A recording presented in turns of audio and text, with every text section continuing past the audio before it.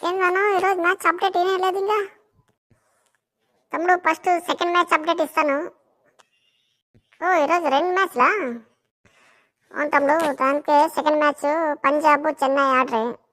పంజాబ్ వాళ్ళు 219 కొట్టరు, చెన్నై వాళ్ళు 201 కొట్టకైంది అంతే. ఓ అయితే పంజాబ్ గెలిచిండారు. అవును తమ్ముడు, పంజాబ్ వాళ్ళు గెలిచిండారు.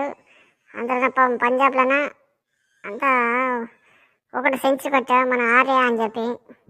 ఇంకా వాళ్ళు ఇడిస్తే మళ్ళీ లాస్ట్లో మాడినారు అంత. జాన్సన్ శశాంక్ సింగ్ వాళ్ళిద్దరూ ఓడి హాఫ్ సెంచరీ కొట్టే వాడు 34 కొట్టారు. దానికోసం 219 ఎంచుకోరు. మరి చెన్నై మన తల ధోని ఏం ఆడలేదా?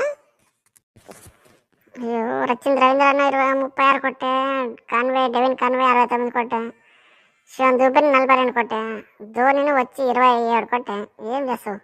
ఆ పాటికి ఆవిడే కుర్చీలు మ్యాచ్ ఏం చేస్తావు? లాస్ట్ ఓవర్లో అవుట్ అయిపోతుంది ధోని.